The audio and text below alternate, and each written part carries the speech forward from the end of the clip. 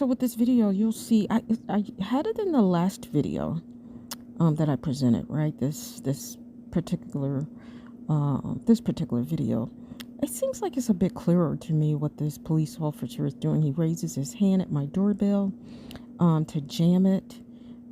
This person, which is a neighbor, pauses, looks at him to see if she has the all clear to move forward. And she does so after getting the all clear from him. And they check out the doorbell to see if there's any lights operating. So I want you all to kind of look closely at the arrows that I've drawn on the video. And it is a crime to jam to jam doorbell cameras. It is a crime to jam security cameras. So I want you all to check this out.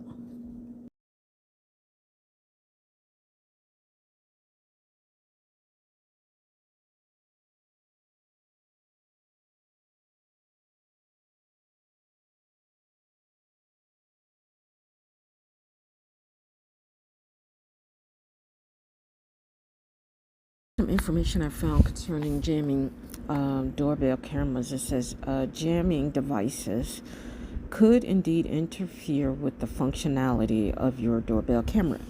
These tools work by emitting radio frequency signals that block or disrupt the communication between your camera and its receiver, rendering it temporarily non-functional. Criminals who don't want to be caught on camera may use these to prevent them from being caught on camera, which is what he was doing with my doorbell camera, the police officer. And when I presented this, I actually presented this information to my local police department, and they thought it was something there and began an investigation, but it didn't take off. But what I noticed was my stalking and harassment ceased. And I'm probably going to wait until I tell that story because it's kind of comical. It picked back up shortly thereafter. I think about 2 days. It stopped for 2 days. It's never stopped before. But it stopped for about 2 days and picked back up because I was in my car. And I was just frustrated and talking about the police officer and not such a good way. It picked back up where it left off, and so that's what's going on. That's what happened with. So warning, guys, more pettiness, and I'm still just laying the groundwork of how I became a targeted individual. So this is more pettiness. It became increasingly petty before I decided to sell my home. But I just want to show you all this, just little things to get up under my skin, or at least that's how I interpreted some of these behaviors. And in my effort to advocate for myself and, maintain my dignity, I would do things to fight back, and not proud of myself and some of the things I've done. Nothing too out of bounds, just doing or displaying behaviors that I'm receiving, right? To say you're not going to humiliate me or take advantage of me. So this is what this is. I interpret it as her telling the trash men to throw whatever solution under my car, and I do the same just to say, listen, you're not going to keep, bothering me. You're not going to keep instigating here, right? And so that's what it is, just pettiness. And that's why I say this is what I'm receiving is just an exercise in retaliation. That's all it is. It's very odd. But check out this video. I wanted to show you all this next video just to highlight the idiocy that I had to endure. One is the neighbor directly beside me. The other is her aunt that lived about 4 doors down on the same row of townhomes, and they're watching. I decide to move, and they're watching the young man put up my for sale sign. And I can't make this up. They were so invested in the process. I liken it to monitoring spirits. I didn't reveal myself to any of them, and they didn't, have any idea of what I was doing, where I'm coming, where I'm going, nothing. And but they were just, you can't make this up. They're just so interested in what's going on. And the interest wasn't there for me. I didn't, find them interesting. I just never, I thought I would stay away from them. I thought they were not aligned with good and God. Or, I just stayed away from them. But please look at this video. And what I saw when I first saw this video, I said, though they're outwardly acting happy, I knew instantly in that moment they were not happy that I was moving, and that they were going to do everything that they could to block my move because they are part of the HOA. And they did. And if you're happy that I'm moving, you would, let me go, because I didn't, there was no legal reason to, block the sale of my home. So please take a look at this video. So again, as you see with the video, they were acting and performing happily. They were expressing glee, but they worked very hard to block the sale of my home. So much so, I even lost one contract, and so I had to put it back on the market, but quickly got someone to purchase the home, and I was on my way, but not before there was more drama, where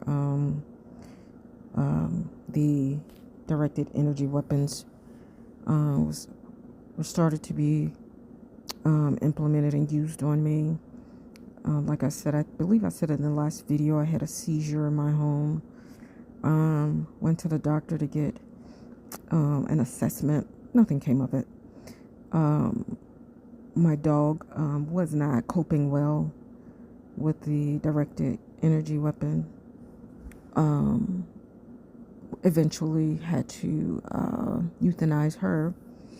On the day of my move, and as you can see, they were really happy. Acting happy. But when it took months. I had to get a lawyer to move. That's how much they wanted for me to remain their neighbor. Because if I was doing that dancing and expressing so much glee, I would, if there was no legal reason, I would let you leave. But they came up with all kinds of stuff, knowing that they didn't have any legal reasons to keep me, to block the sale of my home. And so, as you see, they're monitoring spirits. These people aren't young. That one lady is, I'm assuming she's almost 70. She's not a young person. And on the day of my move, they asked, or the younger person, which was the direct neighbor, asked the movers for a card. Now, she's not moving. I interpreted that to mean that she wanted, to call back and get more information on where I was headed and where I'm moving. And they worked very hard to ascertain that information too, according to a source. I'll just leave it at that. Worked very hard to ascertain that information. So guys, after selling my townhome, I moved to what I call the country. So it's a combination between the ghetto and the country. It was, I moved to these new townhomes in the middle of kind of an older community, dilapidated homes, poverty. um, well, I say that because the targeting increased, and I realized, man, how does this? Now, this is prior to me understanding that this is kind of organized harassment. I didn't know that it was beyond this police officer and his associates at this time. But moving to this community, it's something about poverty and desperation that will open you up to malevolent behaviors, right, in exchange for money. And it was so many people that was engaged in this thing. The townhomes didn't have high occupancy, but all of a sudden I moved in and someone moved directly beside me, and they did not leave that place vacant. They wanted to ensure that I was receiving directed energy, being assaulted in that manner as much as possible. The man would go to work and the wife would be there. When she would leave, somebody else would enter the home. And you can kind of hear the rumblings of something. And if that wasn't the case, these townhomes that weren't rented out were being occupied during the day. So much so, it was so odd to me that I called the owner and said, hey, people are entering these townhomes and they don't live there. And he gave me some excuse. And so I deduced that maybe he knew about it and was involved as well. Many targeted people know that they'll do anything to continue their assault on you and pay off people to continue their assault on you. So that's what happened. I moved to these townhomes in the middle of the country or country. And what you'll see here in this next video is so interesting. My neighbor had a camera in the window, so did I. And when I walked past the camera, I knew it could pick up audio. And so what I said was, hey, I'm pretending that I'm talking to someone on the phone. I said, hey, I've called the FBI and they're going to come over and investigate. Watch what happens in this in this video. When I did that, I'm assuming that they were kind of pelting me with this high volume speaker that I'm sure was rigged to do damage on the body. I did call an engineer about it, and he educated me a little bit on the damage high power speakers can do to the body.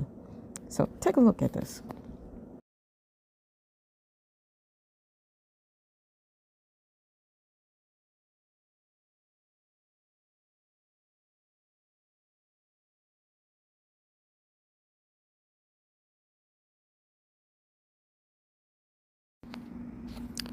So, so they took the speakers away, and I'm assuming whatever else, because I don't know much about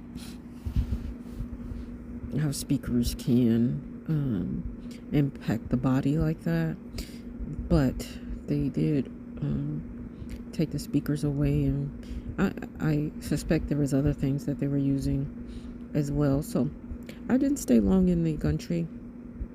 I've moved back because I figured if I was going to, if that was going to present in my life, I might as well do it around my family. And so when I moved back to my hometown, things increased, actually. All type of things really exploded in my world as it pertains to stalking and harassment. Even tried to get the police involved, tried to get the FBI involved. And so I think I will make that another video so that this one is not too long. That's what I'll do. I'll make that into another video. But in the meantime, the country experience was the beginning of my awareness. The continual awareness of my stalking and harassment from this police officer. Okay. Thank you guys. Again, blessings. Thank you for just hanging in there and believe in God for your deliverance. Hang in there, guys. Again, you are not the weird one. You're not. Blessings.